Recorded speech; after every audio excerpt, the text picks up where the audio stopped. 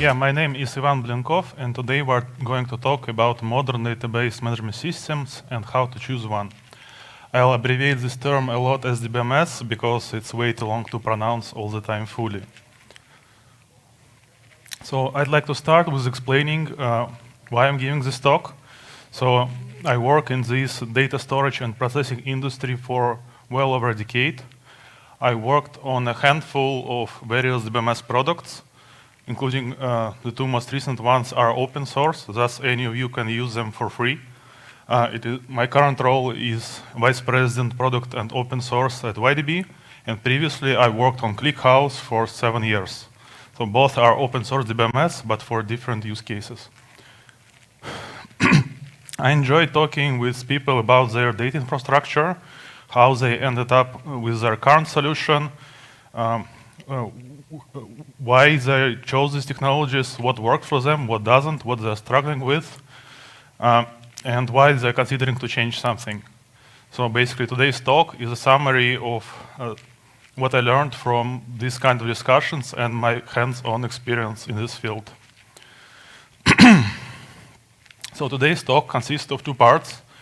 The first one is more generic, how people approach this topic on a high level, and then we'll dive a little bit deeper into what changes as data and query volumes grow over time. I like to use analogies that choosing a DBMS is similar to choosing a car, in a sense that they all do the same thing. As cars move from point A to point B, DBMS management systems take your data, store it for a while, and give it back to you at a later moment, maybe with some modifications along the way. So, but if you take a closer look, you'll see that there are several major categories of these products in this market, and each of those categories is tailored for more specific use cases. And then if you look inside specific category, you see that there are multiple vendors providing solutions or car models for this kind of use cases. And each model usually has quite a lot of configuration options under the hood. So basically you can fine-tune even little details. So in the next few slides, we'll take a look at DBMS categories and various ways how to approach this. So today we'll cover 3 ways to categorize DBMS, and this is the most fundamental one. So most DBMS operate on a logical level on a concept of a table, which is a 2-dimensional space consisting of rows and columns. But technically, they store these tables on disk drives or in a random access memory, which operate as on bytes, or sequences of bytes, which is a single-dimensional space. And even if DBMS provides some higher-level concepts like graphs or documents, this still applies. So to map this 2-dimensional space of a table to a single-dimensional space of sequence of bytes, there are like 2 main approaches. Basically, you can go row by row, as you can see on the left, or column by column, as you can see on the right. So, and the approach on the left works best for so-called transactional workloads, when each query touches only a small number of rows, but often touches many columns of them, and there are a lot of such operations, which are usually like small changes to a data set. And column-oriented approach works better for so-called analytical use cases when, and they're both abbreviated OLTP and OLAP. Online analytical processing and online transactional processing. So in analytical workloads, you usually touch only a few columns, so basically building some sort of report out of big data set, touching many rows, but you want to look into some specific metrics from this table, and thus you usually touch only a small subset of columns. And in this case, storing each column separately becomes beneficial because you don't have to touch other columns. Let's take a more detailed look at this, how it works in practice. So let's imagine we are building a simple example website, also about cars, because why not? And it has a feature showing all information about one specific car model. So to render such a page, you'll want to fetch basically one row of a table. So your URL might have an identifier, and you can use this identifier to build a SQL query, for example, and it is supposed to fetch only one row with all columns about this particular model. So, and if you use a row-oriented DBMS for this kind of query, it basically needs to just look up one place on disk where this row starts, and after this it's a sequential read of all values. And here we have all the data you need to render such a page. On the other hand, like the same website might have another feature, like showing some information about overall data set they have. For example, what are the prices of cars that they have available. And in this case, it uses only one column, price, and don't really need all other columns. So, and here you can see the columnar approach, and because we need only one column, we touch only one column. But if you traverse this table, you would have read much excessive information. Maybe there was more columns like description, which might be kilobytes long. And here you need only one like small floating point. Yeah, so as we can see, even on such simple example business or website, there are use cases for both of these analytical and transactional scenarios. So, and there are a few ways how you can address it.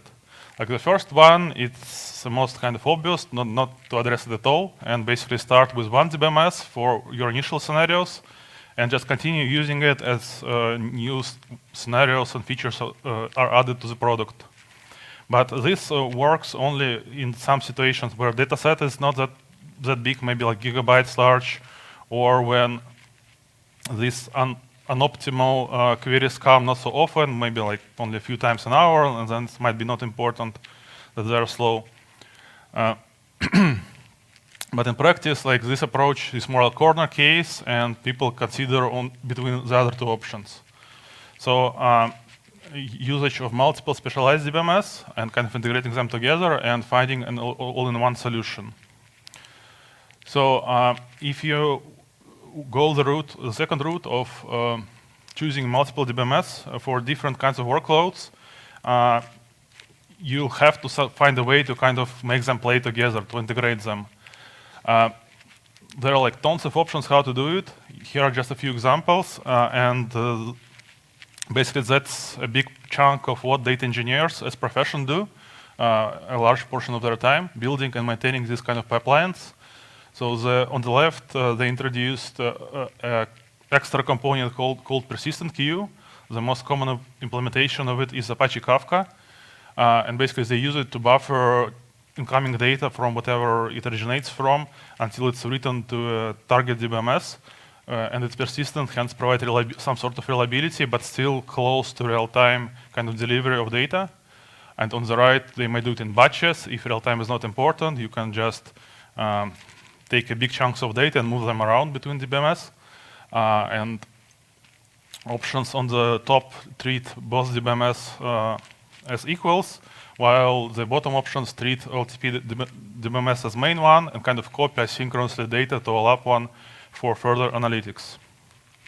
So, and it's just a tip of an iceberg how it all works. So, and the idea of all-in-one DBMS solutions is quite simple. Let's make a DBMS that can store data physically in both formats, row-oriented and column-oriented, and ideally decide for us like which pieces of data store in which formats and which format to use to answer each particular query, and basically hide all of its complexity from users. But the practice is that there are quite a few vendors that claim that they can do this, but if you take a closer look, they often have huge drawbacks that might make them unusable. For example, many such solutions are commercial and with pricing that's not affordable to most companies, or some solutions start with only one kind of workload and implement support for the second one, just a checkbox to use this in their marketing materials. That's also what we are building at YDB. So we support both transactional analytical workloads consistently in a single kind of space, I also added a component of persistent queue, even though it's not technically required, to simplify moving data close to real time between places. So you don't have to introduce extra component of persistent queue. At this part, I also want to highlight two more things that are important when you think about DBMS, regardless of where your company currently is. One is kind of whether DBMS is scalable. It is, so historically, if you look at DBMS that are 2 or 3 or more decades old, they are all single node DBMS, which is good because it's simple to reason about. And there are less moving parts and they're kind of simpler, but they all have kind of glass ceiling of what a single server can achieve. So even though hardware is improving each year over year, its capabilities grow slower than the amounts of data modern businesses need to process in order to compete with the market. So, and distributed DBMS came to address these limitations of single nodes. So first, like single node can fail. Any hardware, no matter how expensive, can fail. So they kind of work around this complex, the failures of disk drives, memory, and whole nodes, or even the data centers, automatically without visible impact on end application using them. And also, usually they provide means to scale data set, like ideally, so it's limited only by your budget, but that's kind of the goal. So, but it's not free, so it comes at the cost of such database being a cluster, hence consisting of multiple servers talking to each other over a network, which might be more complicated to debug and reason about and understand like how it all behaves. So, and one more thing I want to highlight here is so-called consistency phenomena.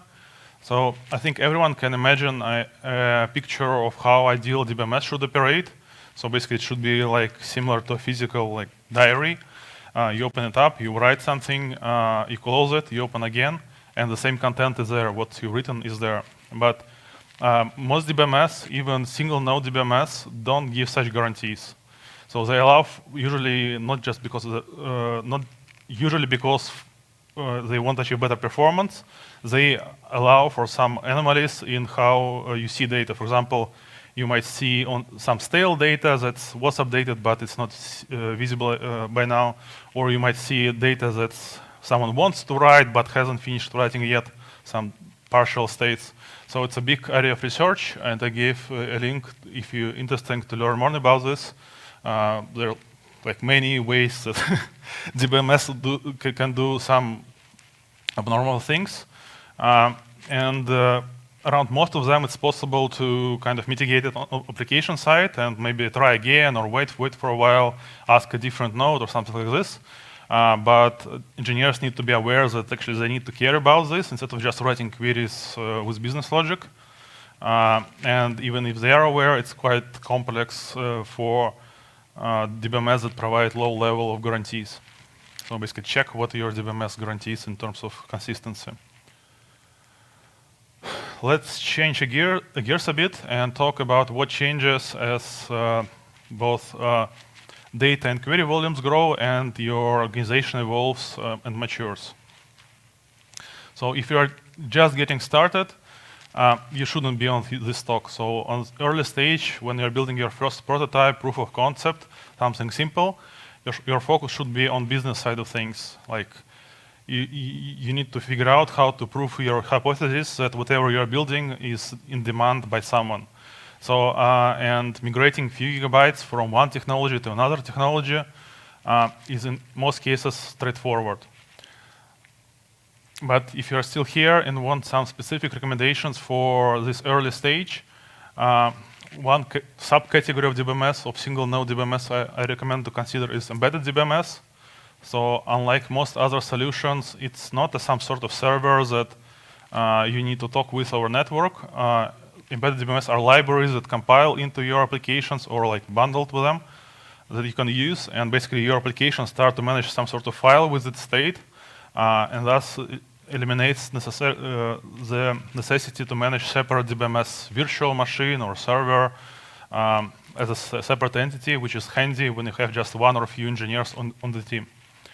And standalone options, like the default DBMS for OLTP workloads nowadays are Postgres and MySQL.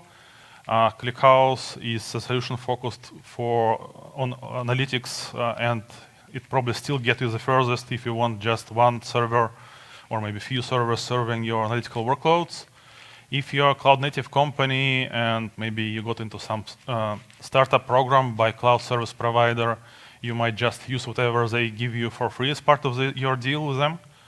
And even distributed DMS like YDB can run in single node mode to get started if you really don't want to change over technologies as you grow. On the growth stage, it's when you prove that your business is in demand, it grows, you see that you need to kind of adapt to it. And at this stage, it's when everyone runs the fastest, and it's easy to overlook this data infrastructure situation. So one way to screw it up is just don't think about it at all. Continue using whatever you're using at earlier stage. But if I said that migrating 1 gigabyte or few gigabytes is easy, migrating petabytes or even exabytes from one technology to another is likely will be a multi-year project, which will be super expensive in labor costs. So don't miss this growth stage when you need to reconsider what you are doing with your data.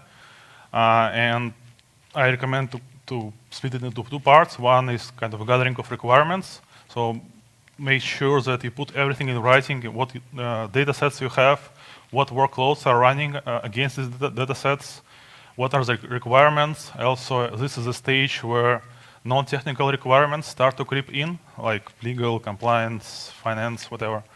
And make sure to discuss these requirements and you're like not only right now, but in your near future with your teammates, so everyone is aligned. And then, like after you have this in writing, execution becomes more straightforward. You basically, each team needs to go back and assess how the current setup matches with these requirements, and you might end up in a situation when you need to do something urgent, or you might just build multi-year plan how your data infrastructure will evolve over time. This section also has a couple more ad hoc highlights. One is at this growth stage, it becomes important not only the technology itself, the DBMS technology, but how you consume it. So the main trade-off here is on the slide. So it's usually tempting to just pay someone to handle all data infrastructure for you, but it comes with so-called vendor lock-in. You become dependent on some other company that provides you this data infrastructure, usually as part of larger cloud offering, or there are some independent companies do that. And you need to assess your risks. So even you can think that, hey, like big companies will be here forever. Practice shows that companies go bankrupt in crisis, might decide to leave your market because of sanctions or whatever. Economical situation might change, so they might not be around all the time. And the usual answer to this is open source, where you know that even if all other companies disappear, you can continue using this software, but it comes with a need to develop this internal expertise by hiring the right people, or maybe hiring some like support or education to ramp up your in-house team to work with these open source products. And second, thing that becomes important at this stage is licensing. So I'm not a lawyer, and this is not a legal advice, but I think it's important to understand the basics of how software licenses work. So proprietary on the right is the most straightforward. You basically pay someone else money to use their software, in this case, DBMS software. Then on the left, we have viral open source licenses that probably made open source popular and the thing back in the day, but they have come with a clause that says that modifications need to be redistributed under the same license, which make open source project sustainable, and like Linux kernel, MySQL like they are still around because of mostly it, but they limit how much you can innovate commercially on top of them, and that's why many big companies have special policies restricting the usage of viral of software under viral open source licenses in their commercial software. Then there is my favorite category of licenses, which are called permissive open source licenses, which allow any use, even commercial, and all modifications with close to none restrictions. And both DBMS I worked on are under Apache 2.0 license, both YDB and ClickHouse. So, and also, if you heard news about MongoDB and Elasticsearch in the last few years, when they changed over from open source licenses and kind of became popularized this source available model, it changes the following. So the source code is still public. You can see what this software consists of, but their usage of both the code and binaries built from it is limited in some ways. So two common ways is limiting the usage of newest version, so you need to pay to use recent version, like last few years usually, or they limit which kinds of businesses can use their software. So, and basically take a look at what, when you're considering a technology, in this case it's more generic, it applies not only to DBMS, and it kind of ties with this vendor reliability topic as well. On the mature stage, many things might go, interesting things might happen. For instance, you might indeed stumble upon data sets that are petabytes in size and accumulate them over time, and start needing these distributed systems to handle it. Or you might indeed see this consistency phenomena in practice and need to figure out how to address this by maybe migrating to different technologies that provides better guarantees, or maybe to working around them in application code. But that's not the most common thing that I see on this stage.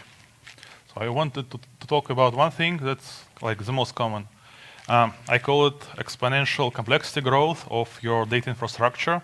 So let's imagine we have one team that decided to go the route of having multiple specialized DBMS for their different workloads. And they chose one technology for each DBMS and built some way to integrate them. Even this might be becoming complex, but as we've seen previously, but okay. But in large companies, there's like never one team. Like, let's see what changes when we add one more team. So if they are somewhat independent, they are quite likely to choose different technologies and data modeling approaches, and like they might have built this all differently, even though like pictures are almost the same. But over time, also the cases when you need to integrate data between teams also arise. You might need to build a report that spans data from like, I know, payment and website, or you might have a feature that needs to one team is responsible for, but it needs for something to pull data from LTP database of other team. So these errors, even maybe not in full mesh like here, but they start to arise over time. But which large company has only two teams? Like usually it's like tens or hundreds, and here what we end up with. So complete chaos is not really exponential growth of complexity by the number of teams, more like quadratic, but still feels like exponential because nobody sees the whole picture. Nobody understands how to add one new arrow to all this when the need arises. And also all of them might be implemented differently. Some might be APIs, some might be direct integration, some may be using some third-party tools, some may not, etc., etc. So the management of this complexity is not so many ways to do it. Like I'd recommend to invest into like company-wide best practices as early on. So basically to find the recommended way to build your data infrastructure in a company. How exactly it is implemented depends on the corporate culture. You likely have one by now. So in some companies it's okay to introduce some policies and kind of enforce them, so when everyone will follow. If you just say that, hey, like use this DBMS for this, other one for that, and this is how you kind of model data and name everything, etc. But in many companies, doesn't work, and these best practices become more like recommendations that usually come together with a set of tools, maybe internal database as a service team that kind of manages all this, and basically evangelization via talks and recommendations available in internal systems. So let's sum it up, how to choose a DBMS. First of all, assess your current situation, what datasets, workloads, and requirements you have.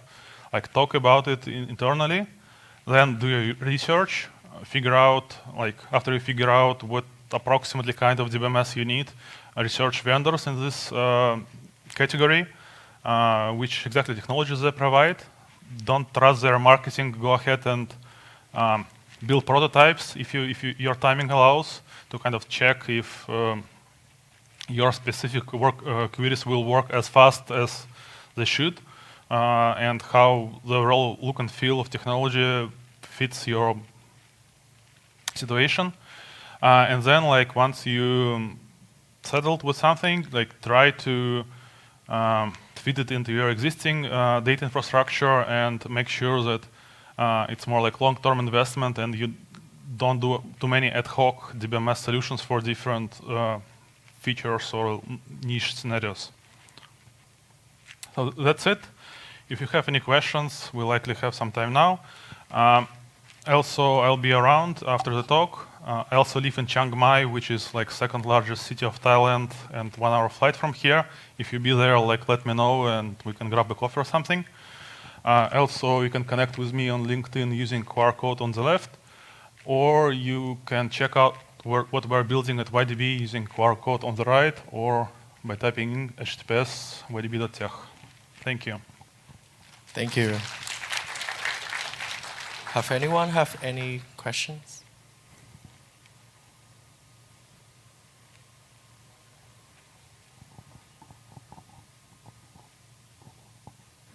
All right, so thank you. Thank you for your talk. Thank you.